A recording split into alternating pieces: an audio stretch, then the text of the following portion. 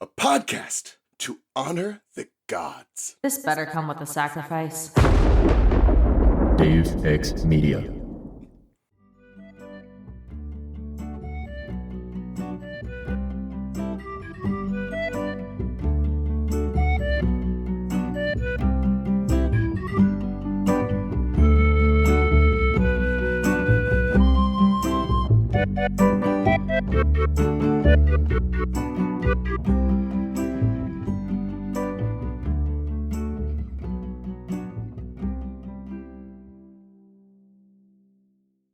Welcome to Of the Eldest Gods, where we discuss Rick Riordan's role as a godly parent. I'm Raye from Cabin 12. And I'm Charlie from Cabin 13. And I'm Elliott from Cabin 3. Yay! Welcome, Elliott. We have Friend on again. Yay. We love Friend. We love Friends. I hope so. No, actually, I lied. I hate you with my entire being. Yeah, me too. That's why I keep up on you and try to get info about your weeks, because I despise Yeah, exactly. Keep your friends close, but your enemies closer. That's how this works. But Raye, now we need to figure out when we're going on Elliott's podcast. I don't know the chapters of... You don't remember chapters of things? No. That's also because we didn't actually cover Sea of Monsters chapter by chapter. You weren't there. I was not. So that means that I get to hear your thoughts of a close reading of Sea of Monsters firsthand. That'd be great. I mean, it's not like we didn't cover it in exhaustive detail. Ooh. Okay. I mean, I know there's one iconic one that... There's a few iconic ones. I don't know what's not iconic. One I can't wait to do with Alice is the Cersei chapter. I was gonna say, what about Cersei? That was the first one that I saw, and I was like, Raye, how do you feel? What are your feelings? I just brought up chapter list. Do you have feelings? I literally did the same thing. I'd love to talk about Clarice and her shit dad. And you want to talk about Tyson dying? How dare you? Well, if you talk about Tyson dying, you can try and help me convince Alice that he really dies, because now she doesn't believe me anymore. Yeah, no, I'll be like, yeah, this is it. This is the end. We never see Tyson again. Yeah, now whatever I say, she does not believe. Or maybe I'll say, hey, the next time we see Tyson, he, has to reform. Poor Tyson in Tartarus. No. They have to go back and They'll never him. make it there. Oh my god. Yeah, we could talk about this more later. I just wanted to put Raye on the spot on the pod. How dare you? Yeah, there's so many interesting things in Sea of Monsters. I don't even know. Yeah, it's a very interesting book, and it's so short as well, which is funny. Yeah, is it not the shortest one of them? Yeah, I think by got far 20 it's the chapters. Shortest. Yeah. And damn, son. Interesting because it adapts one of the longest stories ever with the Odyssey. All right, we could talk about the Odyssey again then. Oh boy. How many times have we talked about the Odyssey at this point? Me and Raye, so many. 2 or 3 times. Yeah, well, for Pride Month, Alice and I were thinking of reading The Song of Achilles, because she's never read that either. Ooh. I also haven't. Me Really? neither. Yeah, we're fake fans. It's such a good book. It's so well written. And Listen, I've been in a reading slump for years now. Nah, big move, man. Do I have a book podcast as well? Yes. We read so much Percy Jackson, we don't have time for anything else. This is the only book series that I can read anymore. I can only read middle grade. I am 26. you could have chosen a worse book to reread. It's true. It's So true. true. I could have. Call out to the restricted section. Wow, how could you? Yeah, I was actually listening to them not so long. You hear that? Elliott's a fan of Deus Ex Media. Whoa. They'll be free soon of that torture and hell. They shall. And then slowly Christina's just gonna forget that she ever had a Harry Potter podcast. It's gonna be the funniest thing. She what was deserves she it. doing for all those years? I wonder. Do we want to talk about this show, the last episode? I know we're putting it off because we want to forget that this show ended. Yeah. The show over. I mean, Can the you believe season that shit? ended, at least. Hopefully just the season. Oh my god. We're crossing our fingers. I would so love to get the rest of the series, please. But it's crazy that they haven't announced the renewal yet. I know. What are they doing? Come on. Didn't you see Robert talked about something on Threads or like? Oh, don't talk to me about Threads. I don't. No, Yeah, I'm not on Threads. It wasn't Threads. on Threads, but someone from the production. Or something. Oh no, that's Becky that runs that account. Literally, Becky runs the Mytho Magic accounts online. Okay, well, Becky was like, "Yeah, I can't say anything, but yeah." Robert was trying to goad Becky into being like, "Hey, you could always announce season 2 exclusively on Threads." Yeah. But instead, she started talking about Meta and Facebook. She was trying to get that because that's who owns Threads. It's Facebook, it's Instagram, it's all of that stuff. She was trying to get them to. She was trying to get their pull to be like, hey, why don't you guys compared get in with Disney? To Elon Musk and oh boy, Twitter. Oh my god. Oh no, it's X now. Sorry. No, we can dead name Twitter. It's okay. We can dead name it. Well, Elon Musk dead names his daughter, so exactly why we can dead name Twitter. Exactly why. I just think it's funny calling it Zitter because it's a zit. All right, Percy Jackson. It's the prophecy came true. Did it? Oh boy, it sure did. It sure did, my dudes. Oh my god. We start with the iconic fight. Yes. It was so short though. It was so short. I mean, they only have 40 minutes. We start with Luke actually, which is such a fun little addition in there. Yeah, how do we feel about we're gonna go back and be like, you know what, they did this, we just didn't have enough time to go over that in the camp episode. Yeah, I would have preferred it if it was in the second episode. But also, didn't he only stay a day? in the TV show, I know in the book he stays quite a that bit is more. kind of the impression that you get. It's but... kind of unclear how much time passes. It's okay, they spend some time doing some stuff, trying to figure out who his godly parent is. Yeah, so I don't know. Maybe it really does feel like it's only a couple days. Yeah, it's not very long. It felt like maybe 2-3 days max he was at camp. That's the impression I got. Yeah, I don't know why. Just the first time I saw this, it gave me some vibes. I have to convince my brain that I can spoil Star Wars here because Mary Clay is not going to listen to this. Oh my god! I never watched Star Wars. I think it's the last movie where they're like, oh yeah, Luke and Leia trained together actually as Jedi, and I was like, why is this giving me the same vibes? Oh yeah, Percy actually trained in sword fighting, didn't you know? You didn't see it on screen until now, but it actually happened, and that's why he was so good. Don't worry about it. Nah, the reason this is here is because they want to remind us about Luke. Because it's so long between the beginning of the show. However, it makes it so obvious that Luke's gonna betray them because, let's talk about the one character that. Yeah, it's hey, remember Luke? Remember him? He's also Percy's friend. But otherwise, the conversation was interesting. I liked it. I don't know if it's this or in the middle of the fight with Ares, but he talks about the gods, how the demigods. He's small, but he's scary, and the comparison. Also, I think this is the first time they mention that Annabeth is scared of spiders, which is really random way to okay. It is because we were supposed to get the mechanical spiders in the Waterland in the Tunnel of Love, and then we didn't get that, so it's hey, remember, we didn't take that out. Annabeth's afraid of spiders. We don't get the backstory of why, so that's a bit. I assume whenever if we get more stuff, that'll be explained, when she sees a spider. Or maybe it won't. Maybe it'll be explained in Heroes of Olympus.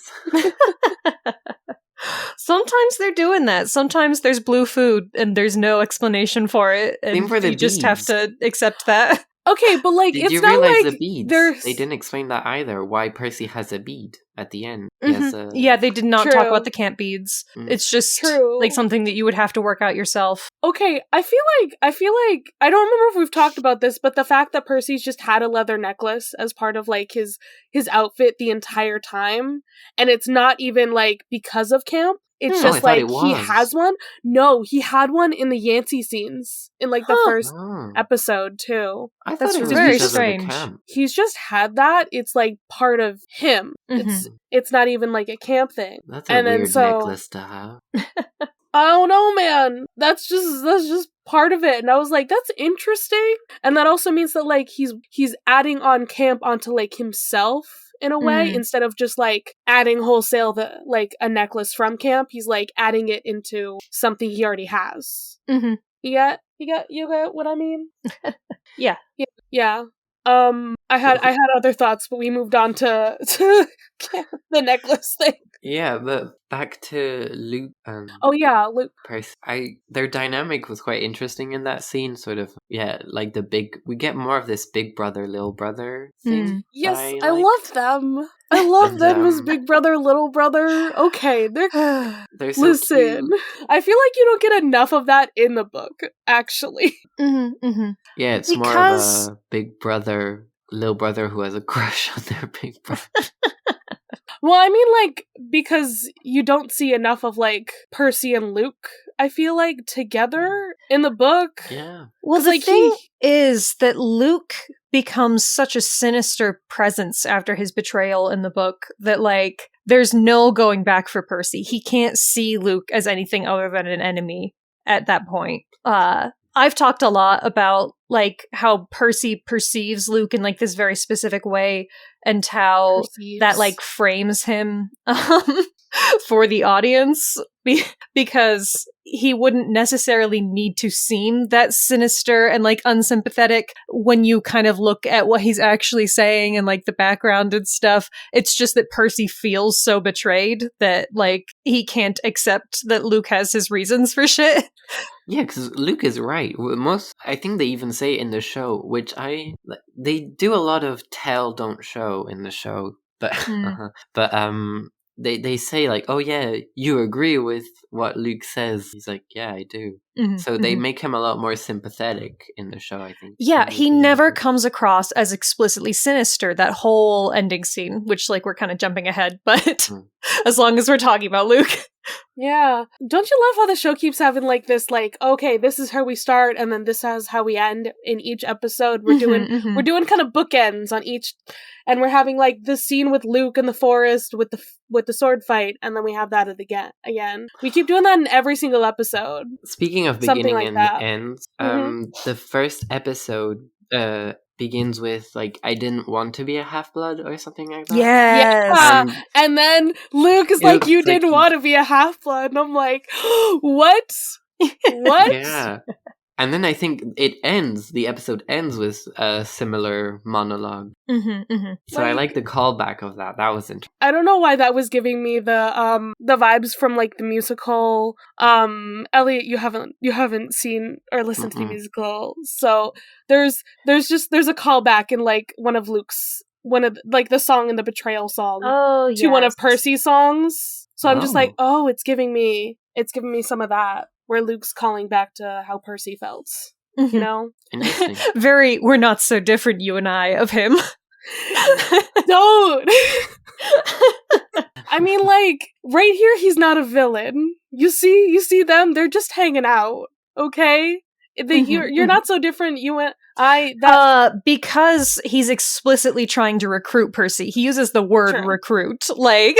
Yeah, True. but Yeah. He's like, we think the scene, same way, you know? Yeah. Even in the training scene, you can see that that's why I really like Charlie's acting. You can really see this sort of, sinister side, like hit in his eyes at the end when he points the sword. Even that mirrors the last scene, like the training scene compared to the battle. But what I found interesting was that the sword that he points, it's not the tip, it's the handle that he points when he gives the sword, compared to the other scene where he just full on tries to attack him. And then it transitions into Percy pointing his sword at Ares. That was a cool transition. I really like that. Oh yeah, it's good shit. Yeah. So okay, Ares fight. I do like that we're explicitly like, whoever draws first blood. I don't think they were like that in the book. I think it was just like, I'm gonna fight you. Yeah, I think it's just because I did it 2-3 weeks ago. Because Alice and I finished the chapter like last week. So we've like finished the book last week. So I think it's pretty fresh in my memory. But yeah, there's nothing about first blood or whatever. It just makes it explicit, like, when the fight can be over. Although I do also love in the book where Ares is just like, you hit me, runs away. Like, I mean, that is what he's like in the Iliad, so. Exactly. But he tries to kill Percy, but then he's stopped by Kronos. True. That's what I found. Okay. Show Ares is totally unhinged, which I love. But there's no boar as well. Like the whole Percy putting water on killing the boar because Ares there was too a boar cocky. too? Okay. I'm trying to remember what was in the Ares fight. Yeah, I don't remember any of this. I remember been too long. I read it. So basically, Percy taunts Ares into fighting him. Yeah, as he does. Reveal. It's that charisma, as I keep saying, that he has. Raye, he has charisma. High charisma. He's taunting. Well, he taunts, Ares. At first, Ares just brings a wild boar, but Percy immediately uses the water and just kills the boar. Nice. And then he's like, oh yeah, you're such a coward. I'm gonna... You won't fight me directly. Exactly. And so that's when they fight, and then fight, whatever. He draws blood. Ares is enraged, and he tries to kill Percy, but then time slows down because Kronos. Yeah, because we got Kronos powers. And in the end, that's why Ares then is like, oh yeah, I'm gonna... I do also Percy. miss the, like, all the random people, like, watching, like, cars exploding, and, like, the Furies somewhere in the background. Yeah, because that's how the humans see it. It's a gunfight, right? I wanted to see this massive wrestler dude just shooting at a 12-year-old. Oh my god. We would not see that on Disney. We sadly would not see that on Disney. But that's like so funny. I wanted like it to cut from them fighting because they were quite close to each other, and then just two people just shooting at each other. I don't understand how it works, but the mist works in mysterious ways. Don't worry about it. It's mysterious. Fucking hell. Okay. But Ares made Percy fly. Like he took him and went. Yeah, and he kicks him into the water, and it's like, Ares, do you realize what you just did? Do you realize what you just did? Yeah. And then it's like, oh shit. Right. That's Poseidon's kid. Oopsie daisy. And then love the detail of the blood. Like, I was just like, are we gonna see the ichor? Yes, we saw it! We saw the golden blood! Oh, good. Elliott's sharing a screenshot with me. Yeah. That is just a man throwing a small child. We love it. But this giant man got his ass beat. We love it. We love to see it. Did you see his like lip twitches because of how furious he is? And he did that in multiple episodes. And Percy's always furrowing his eyebrows. He's always confused. It's quite funny. That's his actor does a great job. Yeah. Walker was amazing in this episode. I really liked his acting. I was about to say, like, the look on his face when he, like, is in the water is, like, he really gets me there. I even mentioned that during our watch-along, like, how impressed I was with that little bit of acting. Yeah. Also, they changed the necklace thing. Annabeth giving the necklace to Percy. Yeah, she gives it to him for Olympus, which makes sense to me, too. I mean, he's doing that by himself as well. I prefer that to the Ares fight, to giving it during the Ares fight. Yeah. Because also Grover gave like tin can. Because that's all he had. The satyrs are behind you. Yeah, and then they changed it to something about this could have been done in an email. I love that though. Okay. It's so good. It really could have. Except how do you send the bolt in an email? Yeah. What if Percy showed up on Olympus and Zeus was like, this meeting could have been an email? How do you send an email to a god? Can you attach the lightning bolt though? Can you attach it to the email? Oh yeah. Maybe the iris message? You just throw the bolt through the mist. Wait! That'd be so good if we could do that. Okay. Imagine you're just like going about your day, and then you're just decked by a random parcel that hits you in the head because somebody was trying to give you some. That's some Wizards of Waverly Place magic. I'm not gonna lie. That is fully exactly what happens in that show. I heard there's gonna be a reboot. What? I want to know how that's gonna happen. Huh. Didn't they already canceled like the Lizzie McGuire reboot? So I have no faith that more reboots are gonna happen. They did iCarly and I heard terrible things about it, so Yeah. Maybe they've realized. I mean, the best character couldn't come back, so what could you do with the show? We can't even try to get into that. Poor oh boy. Jeanette McCurdy. Not saying I needed her to come back. I'm just saying. No. What are you gonna do with the show when like that's the best part? Mm-hmm. All right.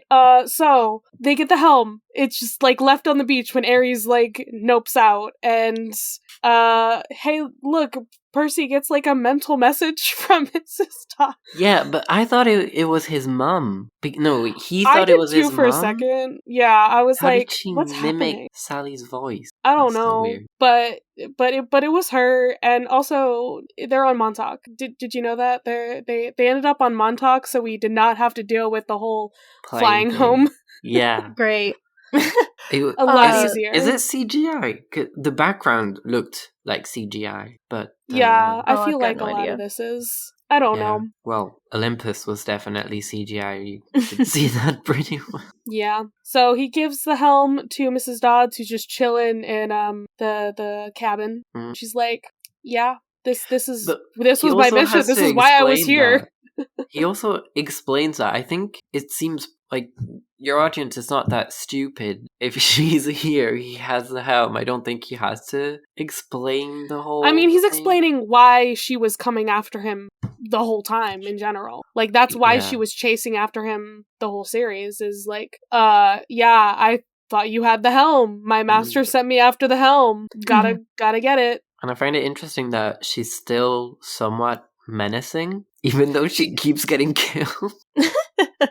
She has been killed and come back so many times. How does this woman keep coming back? Yeah, her regenerative rate or whatever is really high. True. Maybe it's just because she is an underworld being. Maybe that's just like one of the perks of the job. Hades is just like, all right, come on back. That's what I think. Sassy Hades. So Percy's like, hey, maybe Hades will keep up his end of the bargain, huh? Please. The most reluctant little please I've ever heard in my life. Yeah. Please. I love my boy. Yep. And so we figure out, Percy's got to go to Olympus. Yeah, because you can't do it in email. Yeah. We talked about that. He's gonna go. And then he goes. He tells them to go back to the other two to go back to camp to talk to Chiron. Yes, and figure out the whole Clary situation. Mm-hmm. So we don't technically have a direct hey, Percy, talking to you. This is where Olympus is. It's the Empire State Building. Okay, but true. You can get that from hey, he literally sent the whatever package. Yeah. In episode 3, it's the Empire State Building. Hermes was also there in that episode. We don't need to tell the audience that one. Yeah. Okay? There's got a that lot, information. as we said, there's a lot of tell in the show. There's there's some things that can just be show. This is some show, don't tell. He just goes up and puts the bolt on the desk, is like, I don't have an appointment. Well, also he does that in front of everyone. Who knows what they see? The mist Who is knows fine. what they see? fine. But, yeah, because I remember for our episode we were wondering, is there a queue or something? Can you just show up and just ask for the elevator? Okay, here's my unhinged thought of what the Mist thinks that Percy is. That's the guy's DoorDash order. He just like slammed it on the desk. God. It's gonna have a lot of iron then. Alright, Percy in the elevator, and then we go up to CGI Olympus. It looks just like the underworld, just like the underworld. It's reversed, but it's also like, I mean, where's the whimsy? The throne room kind of looks almost the same. Where's the whimsy? Yeah, and also it because Percy is not actually walking through Olympus and looking at stuff. It's just one shot of Olympus. It looks so fake, and I was kind of disappointed. There's no whimsy. Same for Olympus. Same for the underworld. It felt like I was watching a Dune movie. Oof. Yep, there you go. We were in the sand dunes. Yeah. We've had some really great practical effects in this show, and this is not one of them. Yeah, no. It would have been nice if they'd had like the budget for sets for these. Yeah, especially because the acting was so good in that scene. I liked Zeus. So just before R.I.P. Lance Reddick. God, no. Just before Percy goes up to see Zeus, we get like the little bit of a flash back to Luke talking to him about the spider thing. Oh, that's when you talk about it. Yeah, like right before he goes up to a god, it's like, hey, actually, he should be scared of you. But also, it's bad if he's scared of you because you can't stop him from squishing you. Yeah, also, exactly. Did you see how many steps there are and how high the throne room is? How is he not out of breath?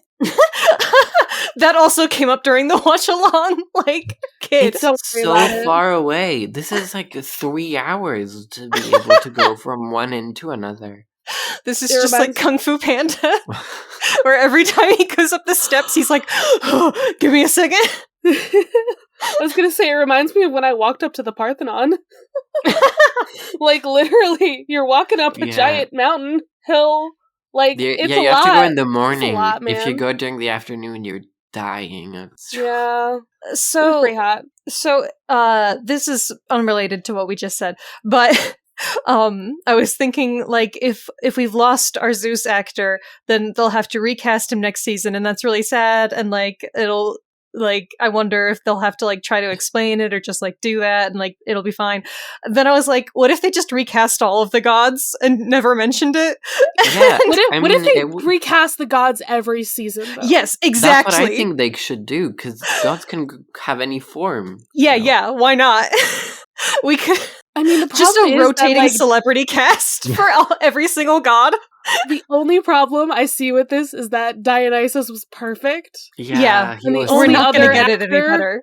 The only other actor I want to play him is Stanley Tucci, and they've already said they're not going to have any more of the movie people back.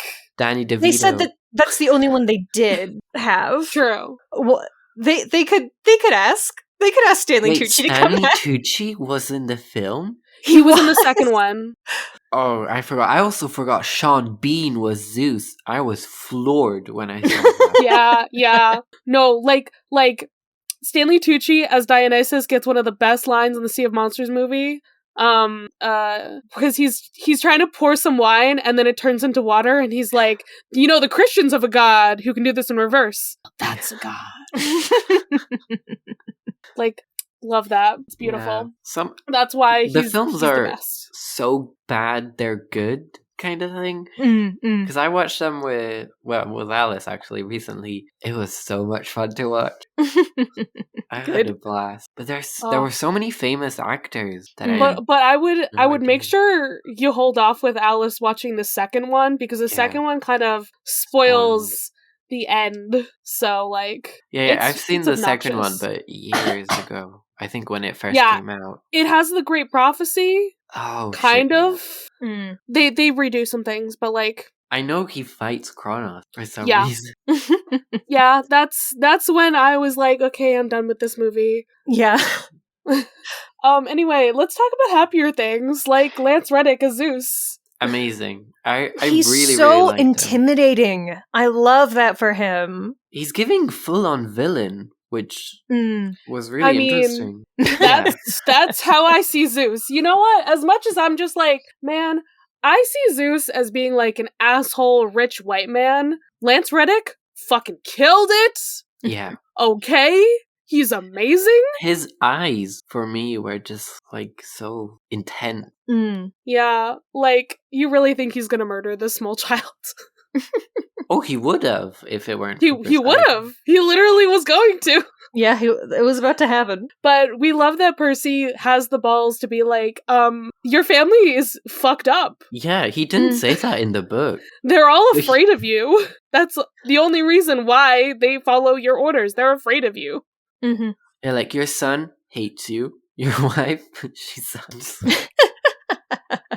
Like, yeah. Also, the thrones, did you see there's little details? Yeah, there are. Like, God, if I could spend like Zeus an has hour bolts just on his thrones.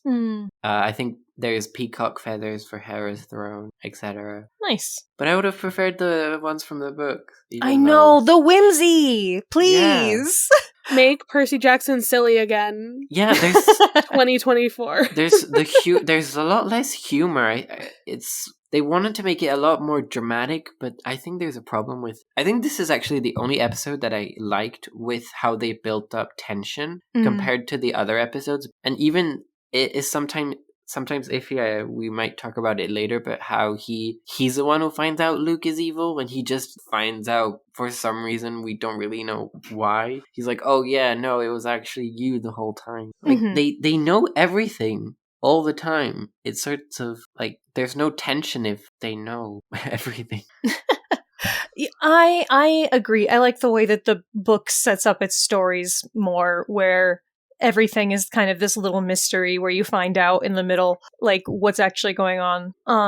And I was talking about the loss of whimsy, like, from the trailers. I was like, bro, it's not going to be funny. And then we did get, like, some quips and, like, what is love? Oh, that was so good. Yes, they've done a much better job of, like, mixing the mythology with modern stuff in a way that is fun. In the way that the books always did, and the movies completely failed to do. But they didn't go far enough for me. I totally agree. Yeah. I wish that there was more. Because that's what Gladiola. I wanted Gladiola. Like, the silliest thing is when Percy does the flossing and pets the lizard. Yeah. I want Percy and his pet lizard to live happily ever after. Okay? I like the line when he was like, you married God, like Jesus? Yeah. Yep. Didn't you know? Percy is Jesus. Percesus. Persis. Please. So You're welcome. Is Sally Mary? Yes. Not exactly a virgin. And Gabe is Joseph. I hope Joseph was a much better dad than Gabe. Me too. Oh God. I wouldn't see him going to Jerusalem with a donkey. Oh yeah. He'd be complaining the whole time. Oh God. All we can get is this stinking donkey. Why do you have to give birth at a barn? I mean, Gabe probably would have left her as soon as he found out. He was like, oh yeah, there's no way. Where are we? We're still. Zeus is about to try to kill Percy because he's being a little shit. Yeah, let's talk about Papa. He's arrived. Yeah, literally, like, Zeus is like, the only reason I'm gonna let you live is because you gave me the bolt back and you told me about my dad coming back. Alright, yeah, cool. Kronos. Like, how did he know all that? Leave. With the context he has in the show, how does he know all that? Percy? Yeah. Oh, Percy figured out because of Tartarus. Yes. He has mythology knowledge in the show. So Percy knows a lot more and can put more pieces together. So he can be like, that pit, that was Tartarus. He figured it out in the last episode. He does put a lot of clues together and make some leaps of logic that work and fit together, but he's very confident in his conclusions in a way that I would not be. But that's also because I'm dumb and bad at mysteries. But also, he's like 12. How does a 12-year-old manage to... I'm not saying they're dumb, but... They were also all confident about Clarice in that leap of logic. That's true, too. Well, I mean... So... It's Clarice. I love Clarice. I love Clarice in the show. She was so good. That scream. Yeah, the scream that Walker he forgot that they were acting and he thought she was gonna murder him. God. Speaking of the Olympus throne room, did you see they were playing Mario Kart on the green screen? What? The massive green screen that surrounded the whole throne room. And they projected Mario Kart, and so they were all like, Annabeth was playing Mario Kart. What? You did see that? I'm very confused right now. Let me try and find do you mean like the actors? Or like... Yeah, the actors. No, not in the show. I was like, when did this happen in the show? I'm looking for it. I'm so confused. Yeah, that would be a bit weird, Annabeth just teleport and start playing Mario Kart. When was Annabeth on Olympus? Annabeth doesn't even know what Mario Kart is. Yeah, no, she doesn't. She doesn't know films and stuff, but somehow she's going to Disney World. Okay, we're gonna jump to that because I'm still angry and confused.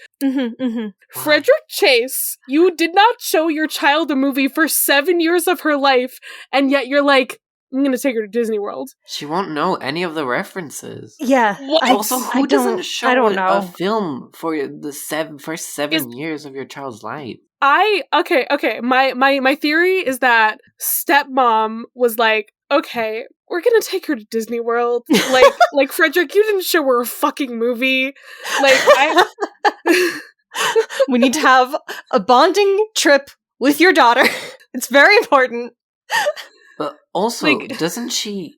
There's no conversation about her dad. The only thing we learn, I think, in the show is that he abandoned her. So we just go from, oh, he sucks, he abandoned me, to, oh yeah, I'm gonna go to Disney World or Land, I don't remember, with him. So... Yeah, I do think we missed something. I feel like we missed a conversation with her of like, yeah, I'm gonna give him a chance because maybe... And in the book, I think Percy's the one who encourages her to talk maybe to her dad I can again. force him to not be that way like the gods are. I feel like there's like, tying that into the family-oriented themes of the show. Like, I think there's something there that, like, got cut, maybe? I don't know. It feels like... I still understand why she's going, but I feel like there's a conversation missing. Well, the conversation that's missing is the one in the truck. I mean, with the true. zoo animal. That's the one. True. That's where she talks about it. Well, instead, in the show, she talked about her dad on the train. Yeah. Yeah. On the train. But, like, I mean a conversation about, like, why she's going. Instead, she's just like, yeah, I'm gonna go see my dad. It's like... Yeah, and they okay, the last time you talked about your dad was that you hated him. Exactly. Like, yes, you've had conversation about family since then, but you haven't talked about your dad. But also, I feel as though the gods, they're so much worse in the TV show, like meaner and bad in the TV show than they are in the books. I know they suck in the books, but in the TV show, they're horrible. I feel like Rick. So as the series go on, Rick develops different ideas about what the gods are like, especially Zeus, which leads into why Zeus is such a shithead in the scene. Zeus is prideful. That's his mask. So when you read all of the series, and then when you finally get to like Trials of Apollo, you really see why we should be anti-god even more than why Luke was. I'm going to be starting Trials of Apollo month when I finish my exams. I was going to say, you need to read Trials of Apollo. Dude. Well, I bought them. I bought Trials of Apollo and I bought Magnus Cheese. So mango cheese? You're going to meet my mango cheese? God. Who? That's mango cheese. That's what the fandom calls him. Oh, I thought it was a weird food company. No, it's like how Percy is Peter Johnson. Yeah. Magnus is mango cheese. mango cheese. Huh. I can't explain this fandom to you. Well, I learned Jason was shipped with a brick. That was something. Yeah, this Jason character. I think you're the one who told me, didn't you? Yes, I did tell you about this. We can't keep talking about this later stuff. He's shipped with a brick. That gives him a concussion. Talk about falling in love. Great. Okay. I can't wait to talk about that.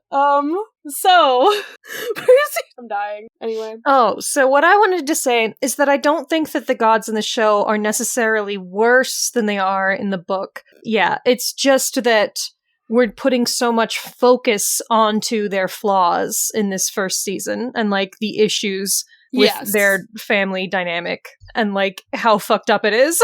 Which sort of justifies Luke's position, which is interesting. Yeah. Well, if we're trying to sympathize with Luke, if we're trying to make him a more sympathetic character, then we want to understand his viewpoint. Mm-hmm. You know? Yeah, all of it totally makes sense from that perspective. Yeah. I like it. We got an asshole Zeus, and that's all I was asking for. I was like... And a scary Zeus. In Zeus the books, for me, Zeus was never scary. He was just a dick. But he's really scary in the show. Mm-hmm. And I feel like he's a lot more scary than Ares. Works for me, yeah. Because he does seem like he thinks he's above you in a way where he could almost convince you that he's above you. You know what I mean? I mean, look at those thrones. Look at how all of the thrones...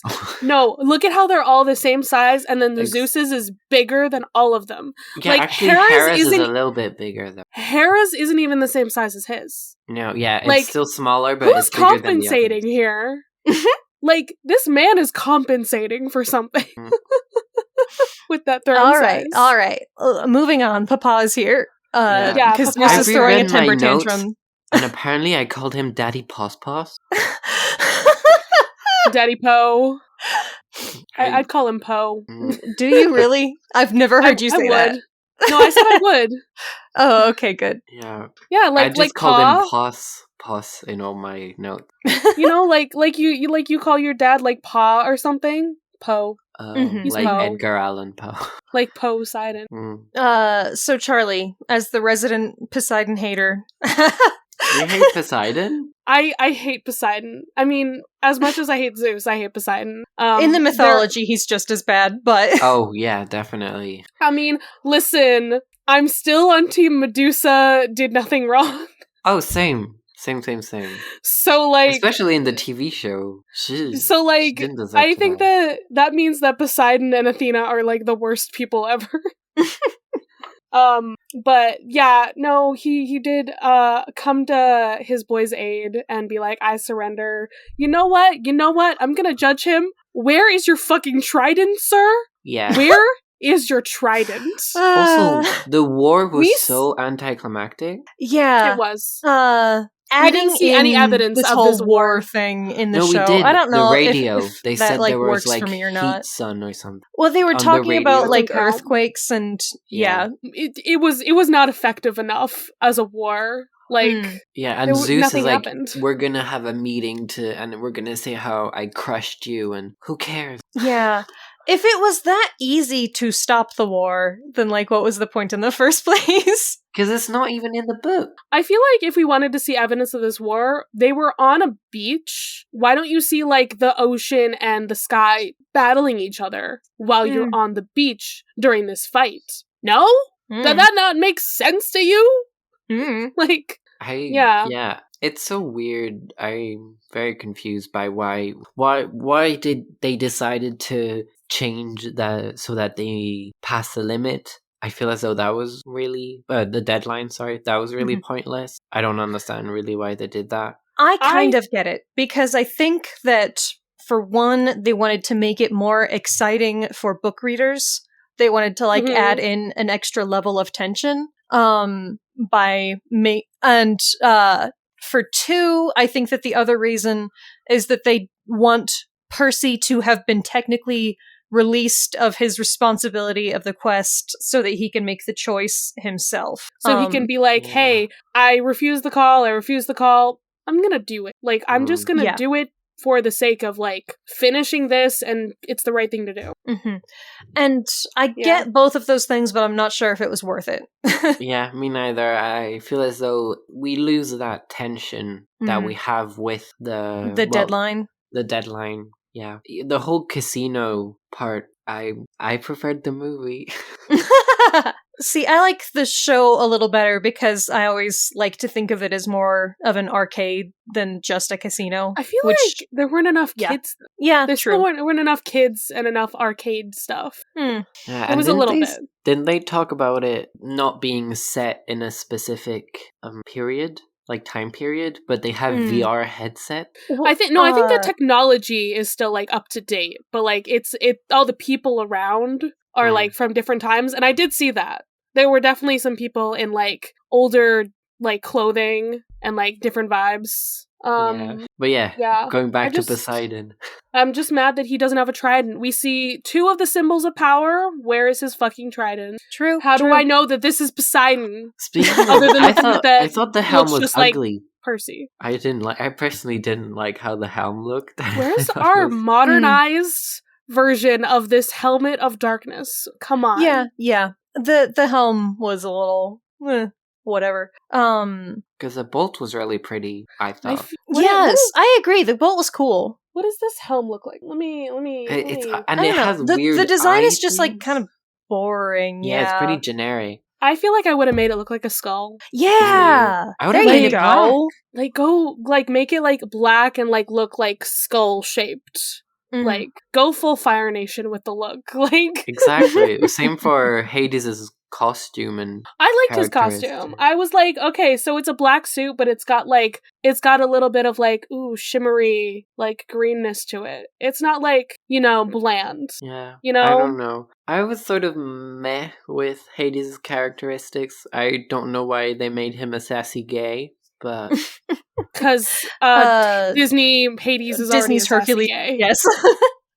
Oh yeah, but that's a whole other. It's a whole other one, but still, like, it's like, hey, well, he's got to be kind of like our sassy, Yeah, I feel as though they gave Hades' personality more to Zeus. Like Hades is supposed to be scary, and they made Zeus more scary. I mean, Zeus wasn't non-scary in the book. Yeah, he was very condescending. I remember a specific line where he goes, "Oh yeah, I have to go clean my bolt from the human filth." Yeah, what an asshole. All right, y'all, we need to hurry up. We're halfway through this episode. So we have this little talk in ancient Greek. Yes. And where they mention father and how who knows about Kronos? Everybody knows about Kronos. We're gonna set up a meeting and tell them that I defeated you. Haha. Imagine they do it by Zoom. Oh god. Hermes invented Zoom, I think, because it's named after him. Like how fast he goes. He's zooming around. Yeah. So gotta love Lin-Manuel Miranda. So Sally taught Percy ancient Greek. How do we feel about this? Just a little bit. Father is understandable that she taught father. I think it's funny that, like, your mother taught you ancient Greek? Like, why did Sally teach him stuff and not camp, though? Because he was there for 3 days. True. I'm not sure if they really established this in the show, but in the book, it's like, once you know that you're a half-blood, then it's a whole thing. Yeah, because he knows about She's Greek prepping him without putting him in danger. All of it makes perfect sense to me. I just want to know how you explain to your small child, I'm going to teach you ancient Greek, not actual, like, regular Greek. Well, I learned ancient Greek as part of our classes and stuff. We have ancient Greek classes, as well as Latin. Well, Elliott, you're special. I'm not talking about you. I'm talking about this small American child. But we do start learning ancient Greek at Percy's age, not when we're children, like 6 or something. Yeah, I'm thinking about like a small, like 6-year-old child who's just like, why am I learning this? When you're a 6-year-old child, you question nothing. Have you learned nothing from Steven Universe? Steven Universe is you just weird. accept everything. Percy questions everything, okay? Okay, you know this. I have 3-year-olds who question everything. Percy just thought his mom had a special interest for mythology. Like, But Sally was really weird. Sally neurodivergent. Why was she so angry at Percy last episode? Was it episode 7? She was so angry. I found that really out of character for her because she's known for being she's calm. A frustrated single mom who's like trying to give her son an education, and like no one wants to give him an education because they fucking hate neurodivergent children. America. I think that Sally has many reasons to be like angry, and I don't think she's like not an amazing and perfect mom just because she got angry once. Oh, definitely. She's still amazing. Like, she yelled at a child. Why she puts up. Do they ever explain why she's with Gabe? I don't think they do. They don't. They does don't not fucking come up, explain no. Gabe whatsoever, and I think that's what I feel Gabe like we pointless. didn't even need Gabe. Yeah, we didn't need Gabe. And the post honestly, scene? He did not really add anything besides giving Percy somebody to be mad at for the fugitive thing. The reason why Gabe is a thing at all is because that's part of the Perseus myth, is that there's this man who's trying to get with Perseus's mom, and he sends him on this quest to get rid of him. He sends him to get Medusa's head and get rid of him. I didn't know he was linked to the Perseus myth. I thought it was to develop Sally's character as a strong woman who takes back her power. But I mean that's probably that's the modernization of it. But like, yeah, no, I think he's there to be like linked to the evil king that Perseus turns into stone to save his mom. And then in the book, like, instead it's like Sally takes her power, and then but now it's pointless. I really don't like how they did it. It takes away. I don't hate the way they do it. I just think we needed an explanation for why Gabe is here. I wanted the like, he's so human, he's so mediocre of a person, that's why he can hide Percy. I wanted that conversation to happen. The thing about Gabe in the book is that he affects Percy's relationship with Sally, and in this show here, he really doesn't. He's not in any of these flashback scenes. Presumably that's before he's ever in their lives. And so I think you could have just taken him out if the book fans wouldn't have been mad about it. Yeah, I think that's the only problem. The thing that's so powerful about Sally is that she reclaims her power as someone who's like abusive and stuff like that. And here he's not abusive in any way. He's just like he just sucks. Yeah, like I said, he's a deeply mediocre human being. Like the only real thing we get with Gabe is sandwich conversation and him getting mail. I do love how she just like beats his ass in a conversation. Like, and I don't hate how he turns to stone. Honestly, I don't hate it. It's not like the scenes with him are bad. The actor does a great job. Yeah, he's good. He adds nothing to the narrative. Exactly. Like I said, I want the actual, like, give me a tell don't show here. Like, give that to me this one time. I'm asking for it.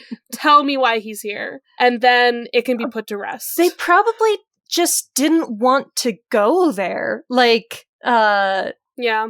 It's kind of a very complicated situation in the book, and it would take a lot to, like, justify that, like the choices that she made. But I think many people have talked about it, but one of the main problems with the show is that the episodes are, like, there's not enough episodes and they're too short. Yeah, they couldn't go in depth with some things. And I think 12 episodes would have been a lot better, especially with the pacing and be able to delve. But also, for someone who hated the movie so much, they pretty much recreated the post-credit scene. Listen, the fact they made it a post-credit scene, and he's like, she changed the locks on me. Like, it's literally like the same dialogue to me. He dies by accident as well. Yeah, he dies by accident. But I do think that Gabe would be the type of person to just open someone else's mail. So, like, this, I fully believe it. I fully believe this is how it would happen. But anyway, it's funny because Rick keeps shitting on the movie. Yeah, and I'm just like, Rick, you hate the movie so much. Why did you put basically the movie scene? Why? Huh? Anyway, 20 minutes before that, Percy asks if the gods dream. Yes, they do. Ares is a shithead. Don't listen to him. Yeah. He says he's a moron. Yeah, literally. He's like, Ares is a moron. Don't believe him. But also, does that mean they sleep? Do they sleep because they need sleep? Like, do they have an REM? Like, that's interesting to see. To put it in D&D terms, maybe they go into like that elf trance or whatever. Like they don't actually sleep, they just rest their bodies for a little bit of time. It's a weird thing that elves do because they don't actually sleep. I didn't know that. I don't know much about is wild, D&D. Man. I have played it once. You know what? I'll say it here on the pod. Hey, my friend found this game called Scion, which is about like demigods. You can play as them in a role-playing game like Dungeons and Dragons. Ooh. I think we should play it, Raye. I think we should do that. I think that could be a bonus series that we do. I'd get some League of Legends character, and somehow there's a Scion place in Sweden. Yeah, that's all I get when I Google it. It's Scion, Scion. Oh, like a scion of like. Oh, now I get the Song of the World. Let's Scion Wood, and it's a bunny and a dog. No, I don't think. There you go. I just sent you a link. So Percy goes back to camp. It is like inaudible. Like everybody's applauding him. Like, oh look, that was an interesting choice. Came back. I'm like, because he's not even thinking about that. He looks like straight at Clarice, like when Annabeth hugs him. Like, she was so pretty there. I just have to say, like, yes, she looked so good, menacing and beautiful as she should be. And then we go talk to Luke. Like, oh, I couldn't tell Chiron. Like, we don't want to be, accusing people while like the camp is trying to take sides with the gods and whatever. Like the chaos, of course. Luke. Yeah, because the camp isn't chaotic normally whatsoever. So it's like we're gonna talk to Chiron away from the celebration, deep in the forest. It's not an issue. Okay, let's go. Annabeth's gonna keep an eye on Clarice. Yeah, in the end, she didn't really do that. Yeah, no. What if Clarice had just appeared? Luke is carrying a lantern. Yeah. You know who was carrying a lantern in Percy's dreams recently? I wonder if there's a link. It's good foreshadowing for the 2 minutes later. Yeah, just a little bit. I like the visuals, though. The fireworks. That was really cool. Yeah, I was just like, oh, cool, we're going to get the fireworks. Interesting. I didn't think it was going to be in this scene. I thought they were going to fast forward through the summer or something. We didn't get to... Is it Hercules fighting the Neiman lion? Yeah, it's also Washington crossing the Delaware. Because, George Washington was a demigod. He's a son of course. Athena. Exactly. Exactly. Yes.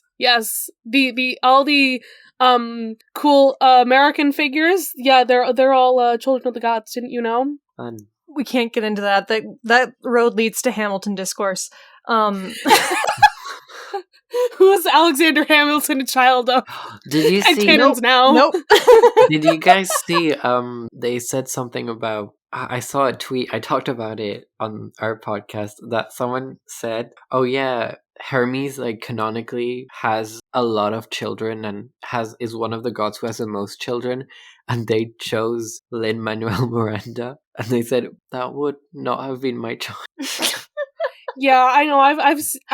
I've only heard discourse from a friend of ours in our Deus Ex Media Discord who's like, yeah, people are shitting on Lin-Manuel because he couldn't get that many people to date him, and I'm like, what? Why is this a thing, people? Yeah. Focus on something else in the show, please. If Ares managed to get someone, not that the actor's not attractive, but his personality. Yeah. There's someone out there for everyone. Listen. Some of these are just one night stands, Yeah.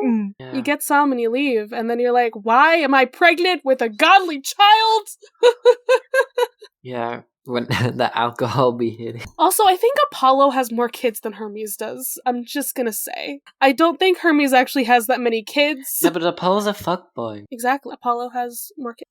Hermes, most of the kids in his cabin aren't even his kids, so... Does Aphrodite have a lot of kids? I think so. I think her cabin is one of the biggest, too. Alright. Mr. D managed to get twins. Luke and Percy are in the dark, and they're having this tense conversation. Charlie Bushnell is killing it. His acting was amazing. Absolutely amazing. Like the facial expression. I'm your friend, Percy. None of this was meant to hurt you. I'm just here to recruit you. And even how his voice breaks when he says, I didn't think you'd give them to Grover for the shoes. Bro, you still wanted your friend to go down into Tartarus. Yeah, bro.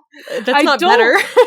Like, that's the one thing him to die, that I'm like, regardless, it's still Tartarus. He would have had a nice brunch with Kronos. Have a nice vacation with Grandpa. Yeah, he keeps calling Kronos Grandpa.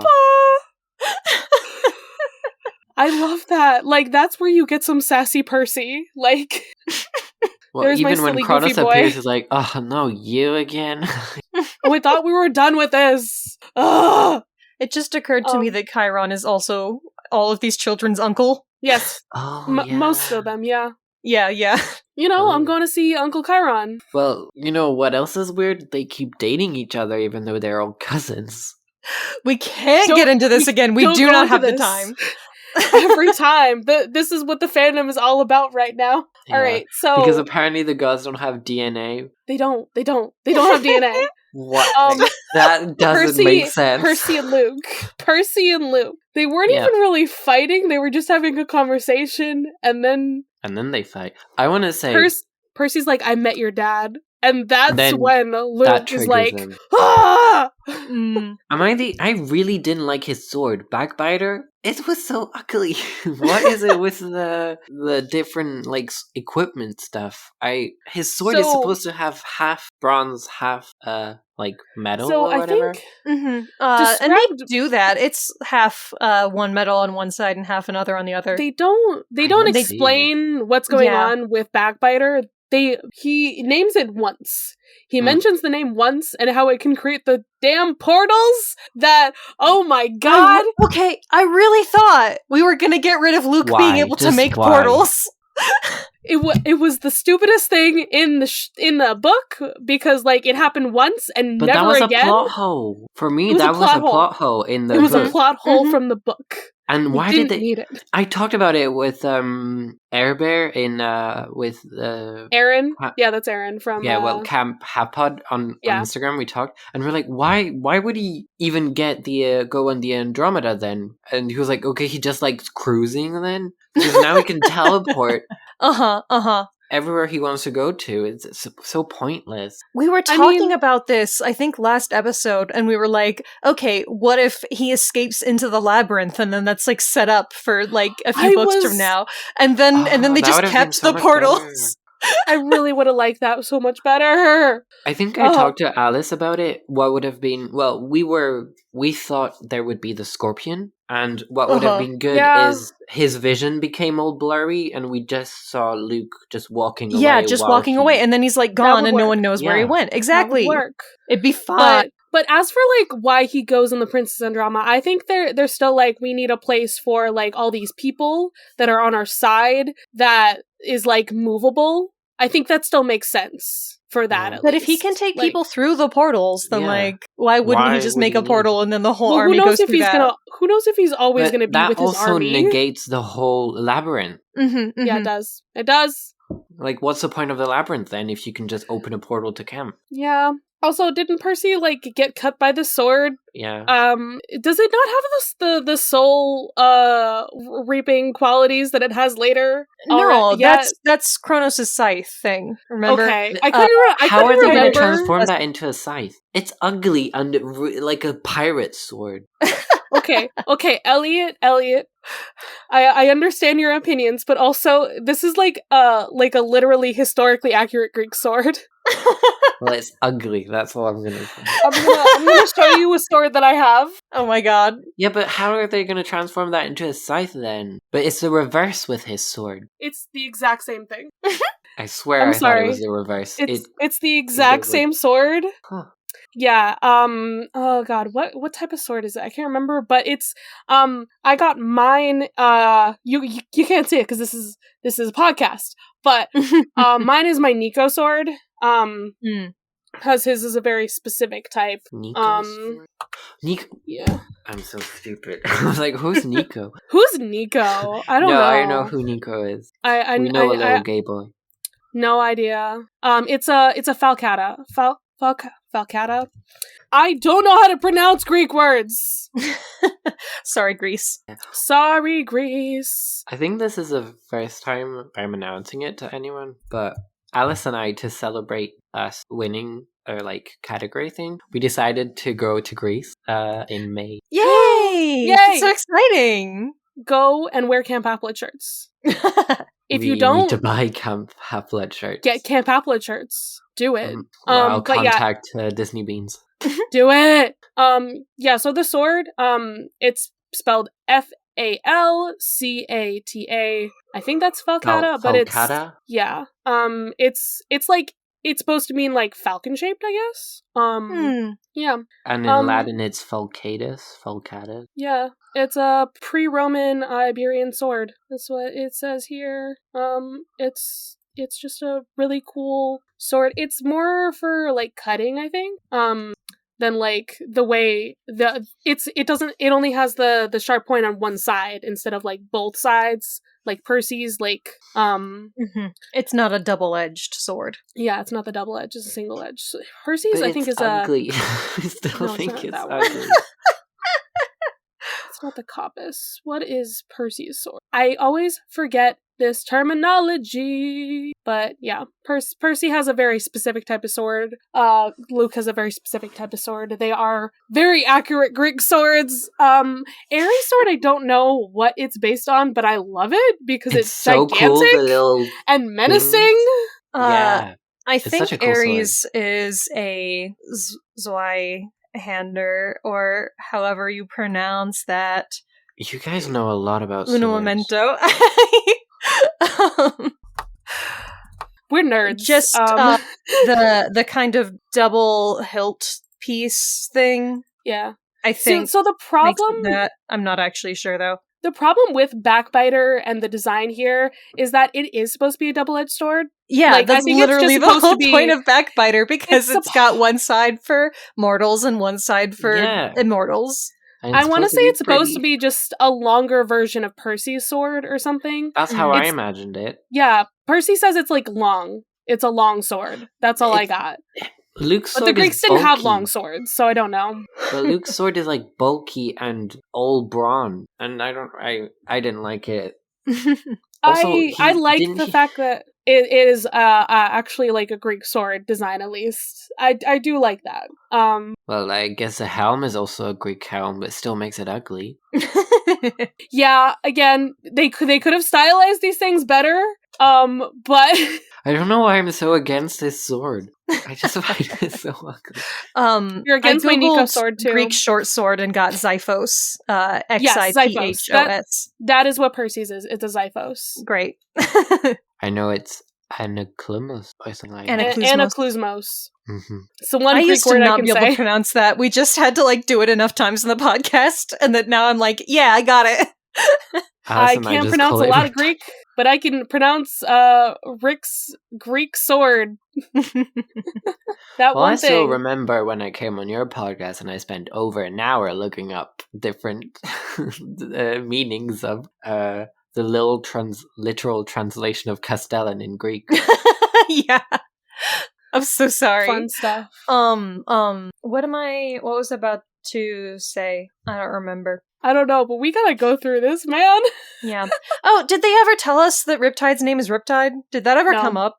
No, it didn't. And that makes me so mad, because they literally used Riptide in the trailers. Why would you use that in the trailers if you don't say what the sword is called? Have a moment of Percy seeing the Greek and understanding what it means. Something. Give me the sword name. Like, that's how we also could have gotten, like, you knew ancient Greek, like, before episode 8? We never see this boy read an ancient Greek. True. Huh. Wow, I'd never even thought of that. That's true. Like, there's just some things that could have been done differently. I do love this show. I'm just like, well, we're allowed to criticize. Book fans are never satisfied, and that is our right. Yeah, I just also want to be, like, positive at the same time. I will be a critique, or what are words? I will be a critic of this, but I'll also be like, hey, I do fucking enjoy this. It was great. That's why I'm watching every episode, like, so many times. Is, I think we're allowed to critique the show because of how much Rick has been hyping it up. And how he keeps saying, oh, it's going to be super faithful, whatever, and he made quite a lot of changes that are a bit strange, so to say, and it's fine to do that, but because he keeps shitting on the books, on the films, sorry, I think we're allowed to shit on. I think we're allowed to shit on his, like, show a little bit. Yeah. Rick, if you really didn't want to, do anything in the spirit of the movies, then don't hire actors for the movies. Don't copy the epilogue from the movie, like, whatever, guys. Which actor did they hire from the movie? Charon. Or Charon from the movie, and he's Krusty in the show. Oh, I didn't know that. I was so disappointed by the Krusty thing, by the way. No. All right. Back to Luke. Do we have anything else to say about this scene? Annabeth is there. I hated that. I'll be the one shitting on the TV show, but I really, really dislike that because it goes against her whole character arc of not believing that Luke is bad. It doesn't lend to the, like, oh, she can, like, not believe Percy for a bit, like, because she didn't see it herself, Okay, so in Annabeth's mind, Luke hasn't betrayed her because, like, he does have his reasons for what he's doing. Like, clearly he's doing bad things, but she believes in him as a person. And given the way that this scene went, I feel like we can still do that with show Annabeth. True. Also, he is not openly sinister at any point. And true, Luke doesn't actually try to, like, murder Percy. He's just like, don't mention my dad, basically. He did try to murder him. Only a little bit. Only a little bit. I don't know about you guys, but I thought this is not a diss on Leah whatsoever, but the way she had absolutely no expression, I think this is like a directing fault. I think they should have made her have more takes, because when she said, I don't remember what line she said, but I think it really took me out of it. The way she had she was like expressionless and she didn't have any emotion when she said her line. I was a bit taken out of it. But it's not Leah's fault. It's definitely a directing for me. And also Luke, who hates his dad so much, he puts an H to travel. Yeah! Listen, I was just like, H for Hermes? What is happening here? I thought you hated this man. Maybe it's not an H for Hermes, but I'm just like, it looks like an H to me, personally.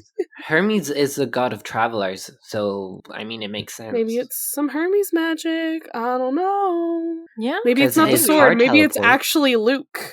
Maybe Luke has teleporting powers. If Percy and Poseidon had a falling out and they hated each other, would Percy still have water powers, or would he not? You know what I mean? Yeah, I mean, speaking of Percy's powers, would he put them in the shape about of a it. pea? We don't actually see him use his powers that much during the show, and especially with a fight with Ares, it's really ambiguous whether it's Percy using his powers or if it's Poseidon helping Percy. Yes, I was gonna say, like, show Percy as compared to book Percy, they nerfed him. Like, he is not nearly as, like, overwhelmingly powerful in the show. And I understand that as a choice, because it probably makes him more relatable, to make him more of, like, just some kid who's kind of in over his head in a lot of situations. But I do love the way that Book Percy, just with raw grit and determination and overwhelming Son of Poseidon powers, just blasts through every obstacle in his way. I can't believe the main moments where we know it's Percy who uses his powers is when he's got his head in a toilet and when he's just decking Nancy Boba Fett. And the Tunnel of Love. Yeah. Saving Annabeth there. I think maybe they don't want him to have so much control over his powers yet, because then that also makes him seem too powerful.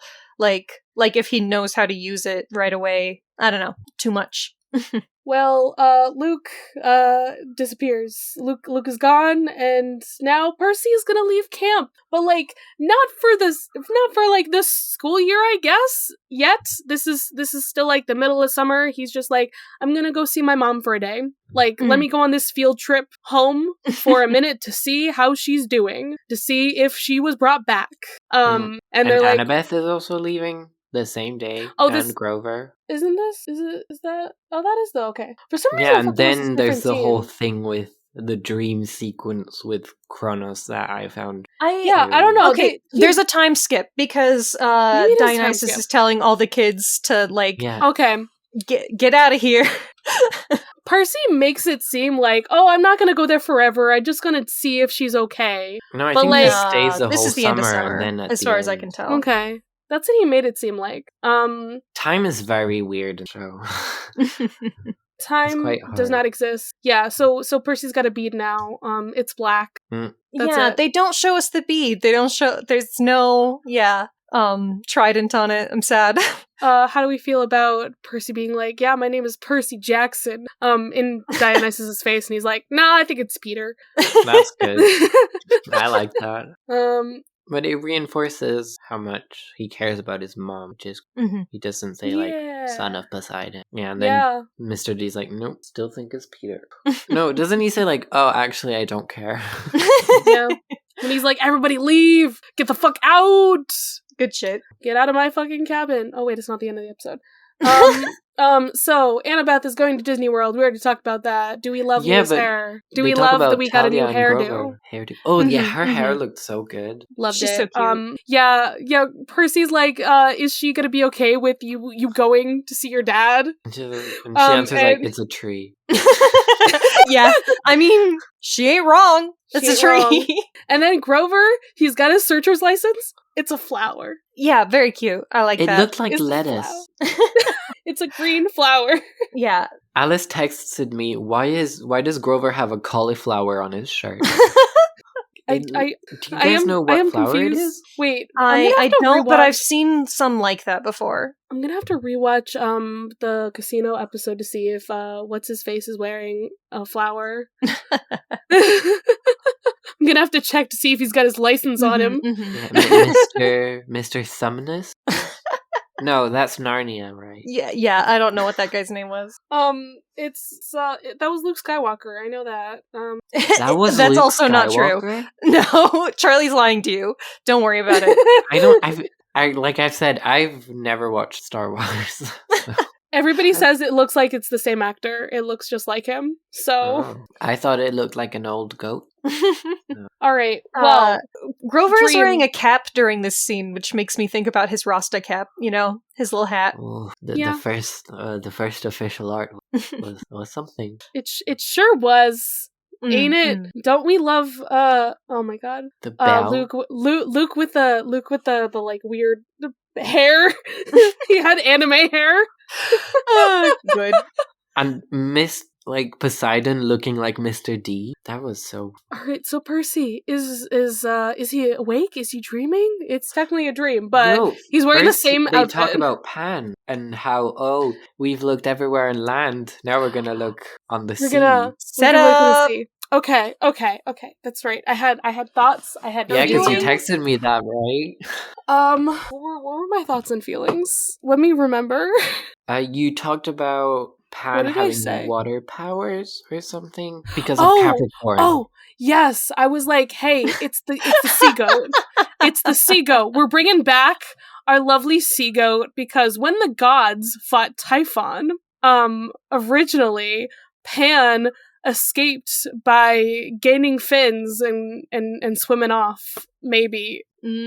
Possibly. I'm just like, what if it's like Pan went under the sea? Actually, he's Capricorn. Done deal. But As also we know that Pan's out there. You've connected the dots. I see. But I connected the dots this time. Yeah, I said something else. I said that it's because the original person that heard the saying that Pan was dead was on a boat in the sea coming back from Egypt. True. Yeah. That's why they start. Which is true.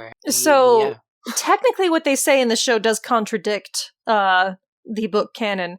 They say that no one has checked the ocean yet, so Grover's going to be the first and go out there. Whereas in the book, the canonical reason why no one ever comes back from their search is because they all eventually end up on Polyphemus's island and get eaten because the fleece has nature energy. But they don't know that in book 1. They do not. But Rick knows all that at this point because he wrote them all.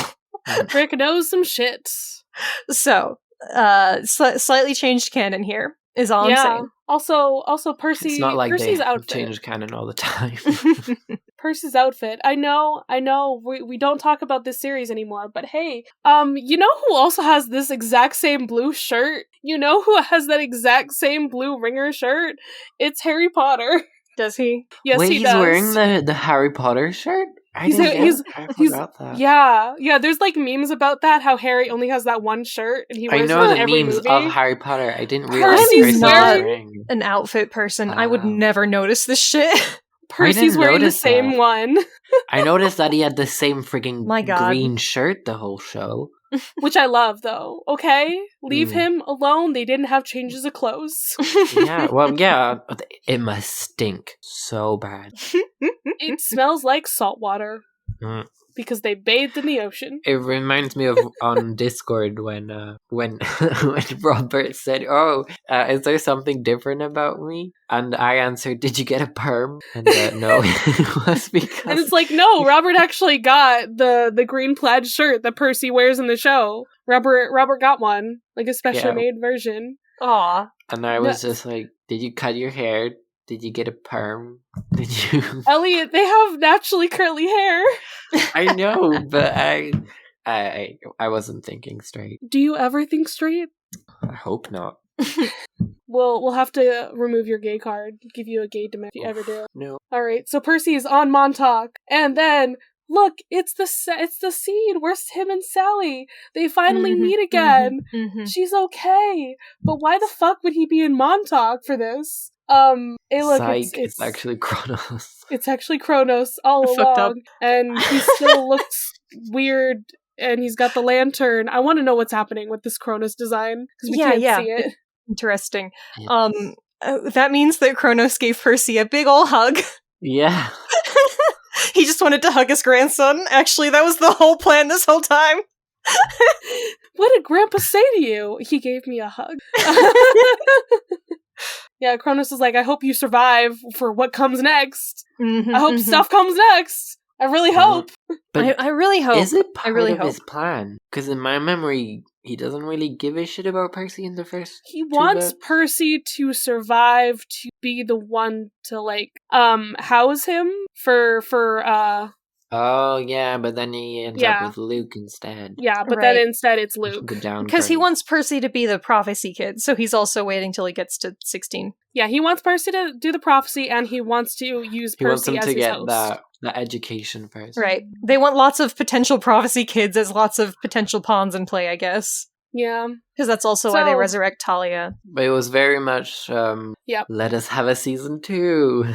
Please. Let us have season 2, please. So Percy wakes up at home. Sally's like, oh, are you okay? Yeah, I had a bad dream from Grandpa. He told me to love my mom. Tell you how much I love so funny of him. And she's like, really? And he's like, he could have. But she takes out a notebook, like, because that's a daily occurrence. Oh yeah, let's note down what Granddad said. That kind of makes sense. You know, keeping a dream journal. When your dreams are literally prophetic visions, might as well. Yeah. Honestly, I don't think it's a bad idea, but Percy's just like, I don't want my mom to be like so worried about me all the time. Like, I want to tell her that I love her because she means so much to me. He's a good boy. Yay, he's so good. Yeah. And then he starts 7th grade. 7th grade! Means. Yay! Damn, that's so small. You ever forget how young these children are? Yeah, that means he turned 13. 12? Oh, he turned 13 and he's in 7th grade. No. I know this ages. I know how it works out. He is 12 in 6th grade. He is 13 in 7th grade. He is 14 in 8th grade. And then he is 15 in freshman year. And then 16, we'll find out. Freshman year. So like in high school? He's 15. Yeah, that checks out. So that means he's in high school in the last Olympians. Yeah, he just had his first year of high school. Yeah. Blue pancakes. Yeah. Blue pancakes with blueberries. Yeah, but we still, they still don't explain that either. It's not a very detailed explanation. I feel like it's fine as just a cute thing in the show, honestly. What does Sally say? Or what is it? It's like, oh yeah, this is her one little thing against Gabe. Like, he didn't think blue food could exist, and since Gabe is basically non-important, who cares? It's more of an Easter egg, honestly, for book enjoyers. I'm fine with that being just for us. I'm fine with that. Me too. Yeah. Cute we've already talked about the end credit scene in extensive detail. Gabe is dead. I don't think she's going to be selling this. I don't know if that's I don't know what you do with that at that point. But also, imagine you're coming home and there's just the statue of your ex. Kind of fucked up. Well, I would sell it. Might as well. I mean, you're not going to just. I'm not going to keep that. Yeah. No, you can sell it. I just don't know how much it's worth. She went back to school on that money. So, like... Yeah, that's insane how much she sold it for. She managed to get a loan, like put money for a loan for an apartment, go back to school, get Percy into a good private school, because apparently it's super ugly neorealism or something. Yeah. I don't know. Art's weird, guys. Don't worry about it. Art sure is weird. Well, we've been talking for a long fucking time.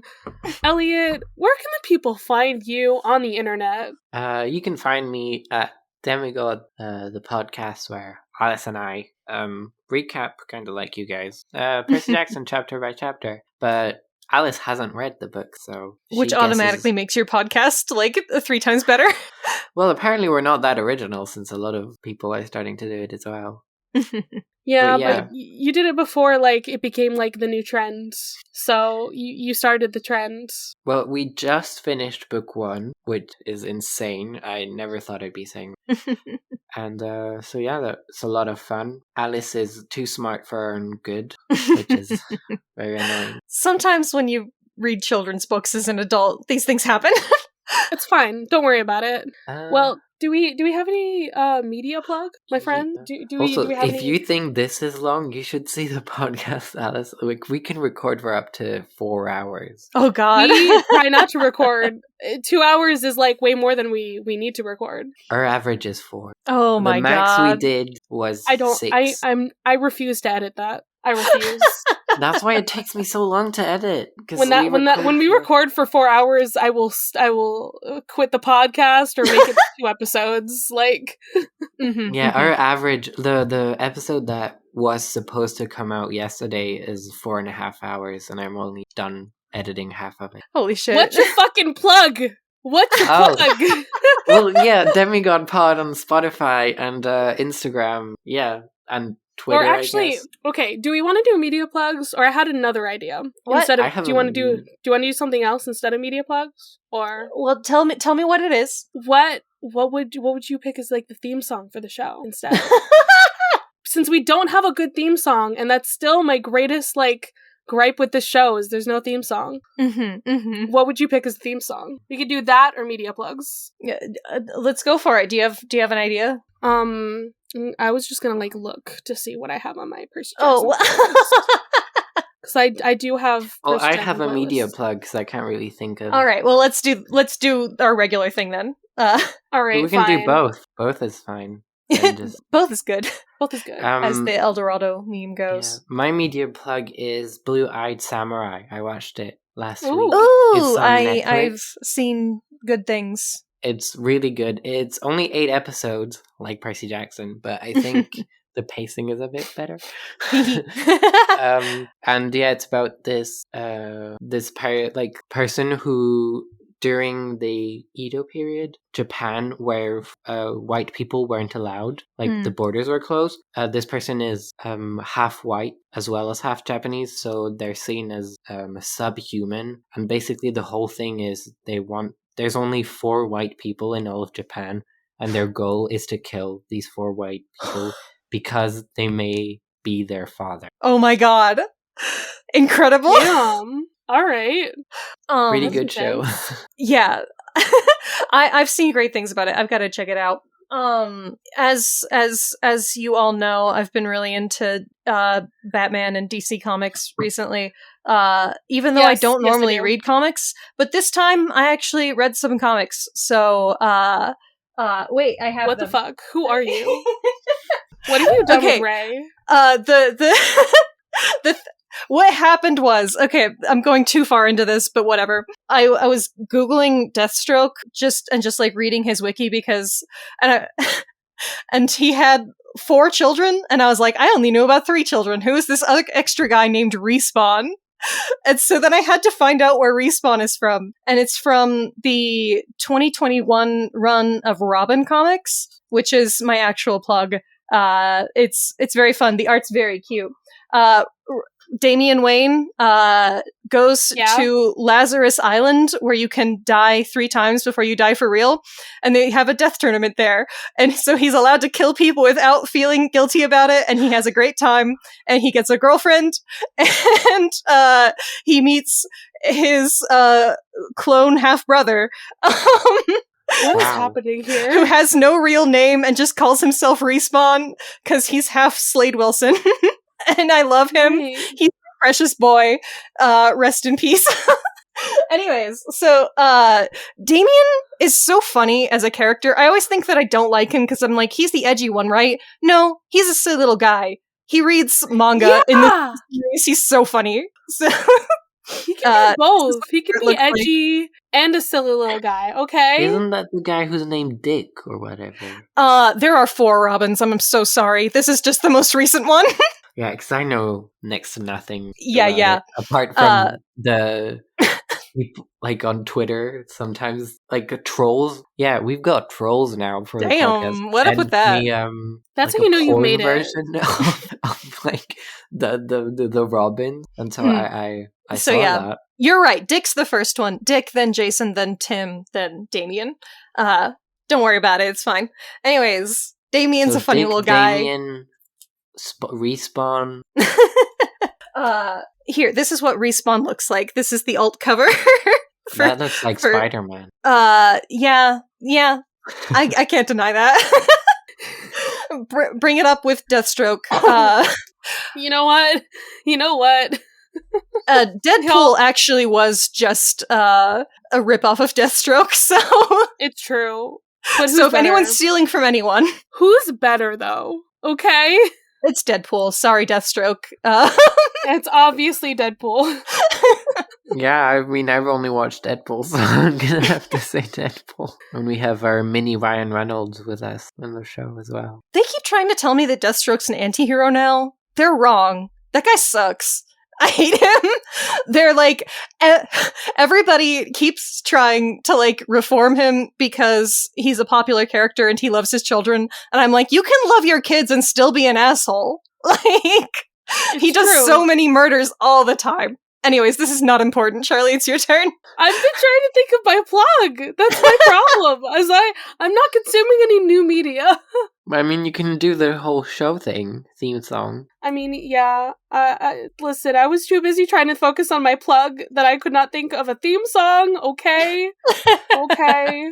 I mean, the trailer, like the Riptide trailer song. I do love that. Fun. I feel like that's like obviously the fallback for like if I can't think of anything else. The Riptide song.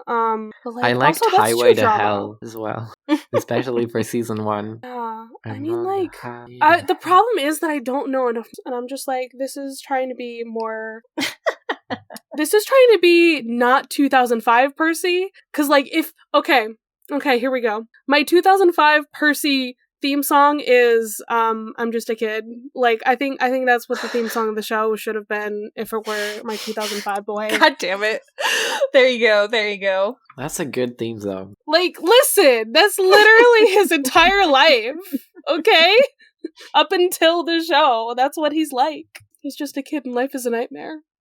My plug is I'm Just a Kid by Simple Plan. Excellent. Because it needs more attention. All right, Charlie releases from this mortal coil. I guess I have to. I mean, like... I know you're sad. I know you're sad the show's over. I know. Should I just, like, insert the audio that Dionysus is like, get the fuck out? Like...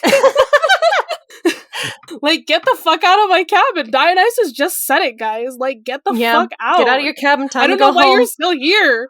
Go home. You don't have to go home, but you can't stay here. Move, kid. Get the fuck out!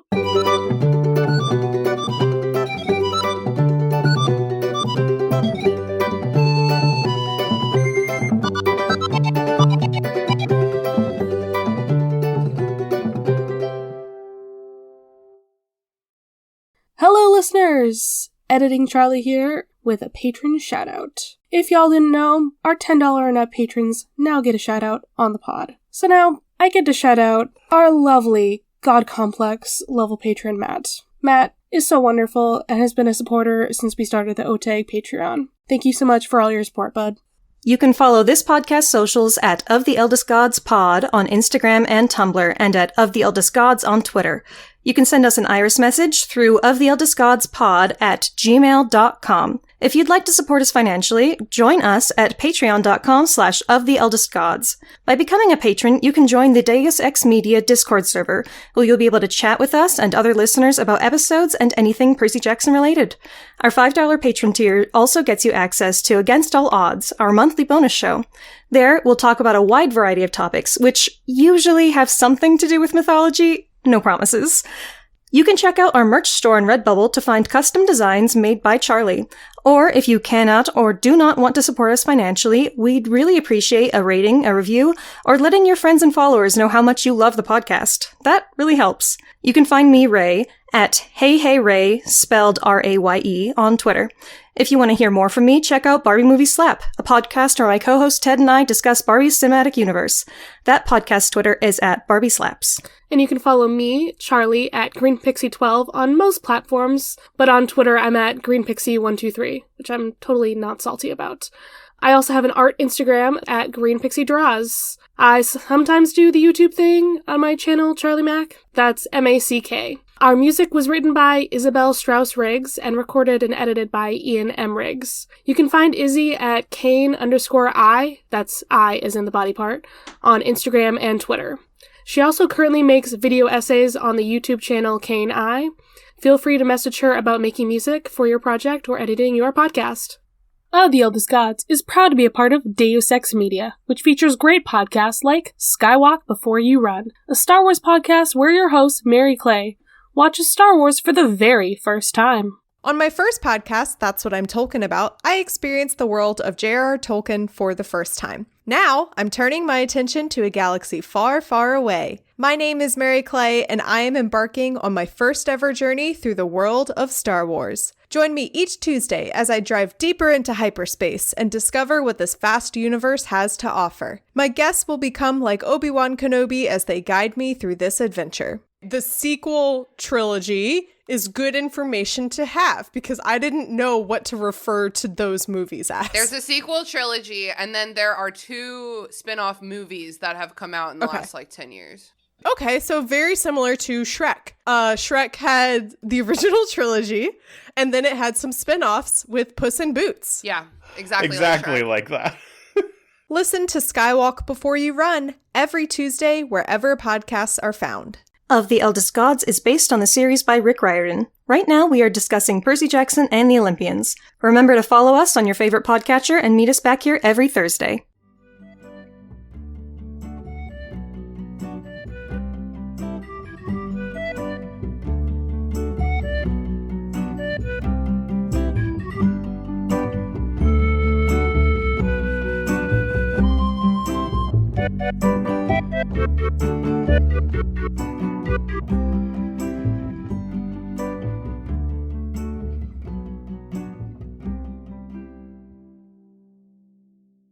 No fucking in the street? Are you sure? Why not?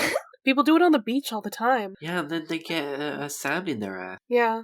Okay, really but unpleasant. like Sally and Poseidon, did they fuck in the sand? Yeah, they did.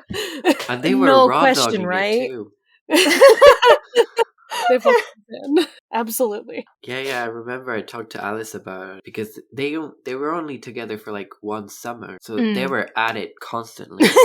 But also, how does that make sense? Because Percy was born in August. So don't worry about it. Was it like a 2-month pregnancy, or like was he born after a year? Like, was he really late? Don't worry about it. I feel like with godly pregnancy, maybe it would be the earlier one. Like he burst forth fully formed. In the you know. I think that makes sense. That's my theory. Owen should get on this again. I think Owen's already talked about godly pregnancies. All right. Yeah, well, Athena is also on It's a whole thing. They don't have belly buttons, okay? I don't think they do. So says you. So says me. Dave X Media.